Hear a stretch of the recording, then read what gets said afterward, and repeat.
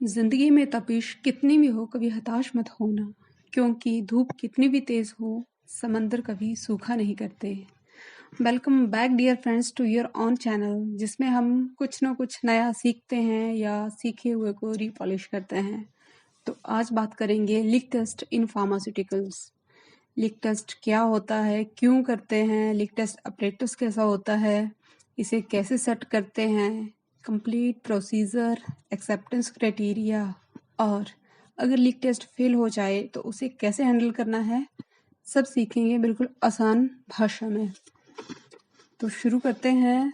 What is leak test in pharmaceuticals?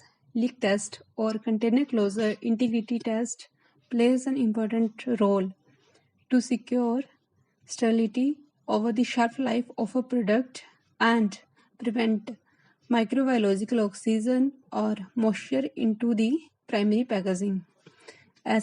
एक ऐसा test जो यह एश्योरेंस देता है कि हमारा प्रोडक्ट सेफ रहेगा यूज़ के लिए जब तक उसकी शेल्फ लाइफ है, और मॉइस्चर या माइक्रोबायोलॉजिकल ऑक्सीजन उसकी प्राइमरी पैकेजिंग में एंटर नहीं कर सकता और उसे कंटेमिनेट नहीं कर सकता। Examples of primary packs: vials, syringes, plastic bottles, sachets. Sachet क्या होते हैं?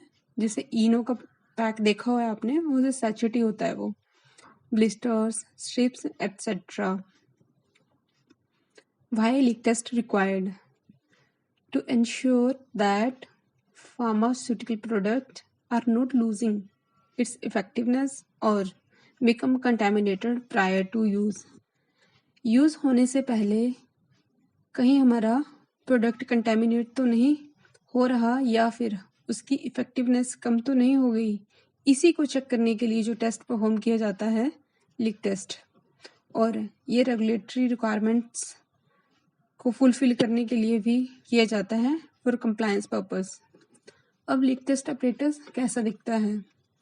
यहाँ इमेज में आप देख सकते हैं, ये नीचे जो बॉडी दिख रही है ये अपरेटस है, इसके ऊपर जार रखा है जिसके अंदर लीक टेस्ट सैंपल हमारा डाल के लीक टेस्ट परफॉर्म किया जाता है। दिस इज लिड, इसका ढक्कन, डेसिकेटर जिसके अंदर सॉल्यूशन रहता है, इसके अंदर एक रेस्टिंग प्लेट होती है और एक अपनी गास्केट होती है जो वैक्यूम अटेन करने में हेल्प करती है। Inside there is vacuum pipe जो अपरेटर से कनेक्टेड रहती है, और vacuum pressure gauge, start button, display and keys to set parameters and sample size. Now setting parameters. In setting parameters हम वैक्यूम प्रेशर जो इसका सेट करते हैं वो पहले 380 mm of HG, most of the companies में यही रहता है। बट रिसेंटली कुछ टाइम पहले एक गाइडलाइंस रिवाइज हुई थी। गाइडलाइंस में इसकी लिमिट को चेंज करके 250 mm ऑफ HG कर दिया गया है। अब कौन सी गाइडलाइन से है, this is homework question for you और I will answer in comment box.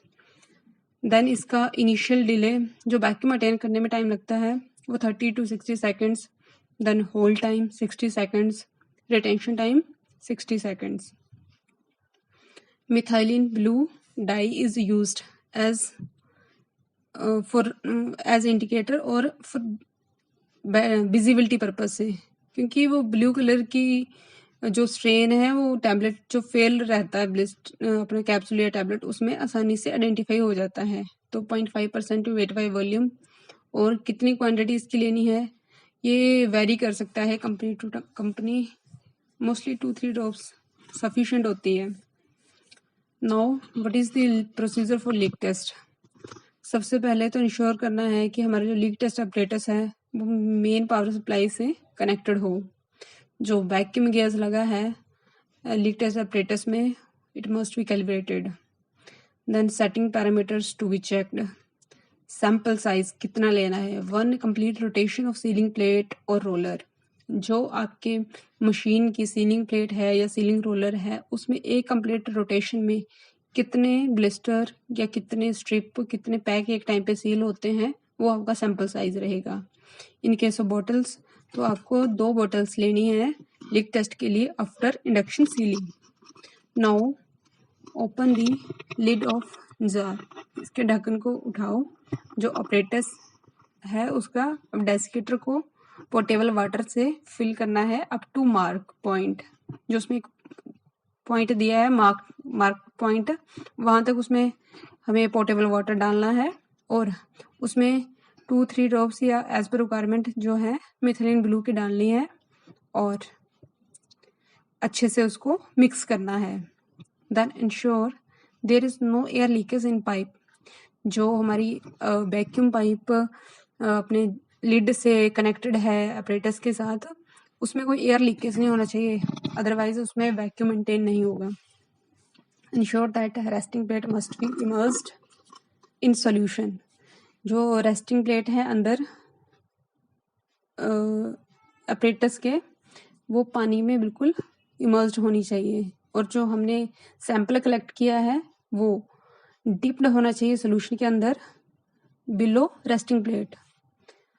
Check the set parameters and press the run or start button.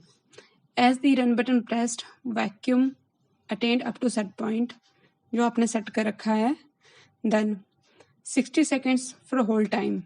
After hold time, vacuum automatically released within 60 seconds, जिसे हम retention time बोलते हैं। Now open the lid and examine the individual unit of sample for strain or leak. As per acceptance criteria given, you can decide leak test fail or pass.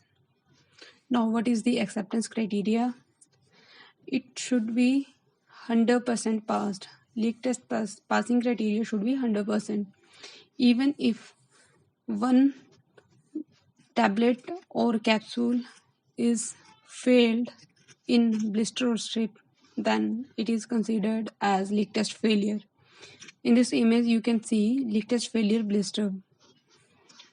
Now, what to do in case leak test failed? अब इसको कैसे handle करना है ये भी हम बात करेंगे इसमें। सबसे पहले अगर आपका लीक टेस्ट फेल हो जाता है तो पैकिंग एक्टिविटी स्टॉप करो, पैक्ड शिपर्स को होल्ड करो till investigation of cause of failure. जब तक कॉज पता नहीं चलता तब तक वो शिपर्स जो पैक्ड हैं वो होल्ड रहेंगे। Now, segregate the shippers from last leak test pass to running shipper जिसमें leak test fail हुआ है। जिस शिपर में सपोज आपके 10 नंबर शिपर में लीक टेस्ट पास था, जहां आपने 4 टेस्ट परफॉर्म किया था लीक टेस्ट, अब आपके 15 नंबर शिपर में फेल हो गया है, तो 10 से 15 तक आपको सेग्रीगेट करने हैं, अलग करने हैं, उनमें से सैंपल कलेक्ट करना है और उसमें से आपको लीक टेस्ट परफॉर्म करके देखना है और सैंपल साइज आपको ज़्यादा लेना है जो आपका एक्चुअल है। से फॉर एग्जांपल शेप ब्लिस्टर आपके एक टाइम पे सील हो रहे हैं तो आपको यहाँ 8 से 10 लेने हैं, क्योंकि अब आपको पता नहीं है यहाँ पे एक कंप्लीट साइकिल वाले एक ब्लिस्टर में आए हैं या नहीं आए हैं एक कार्टन के अंदर, तो सैंपल साइज थोड़ा सा ज़्यादा लेना है और इसको आपने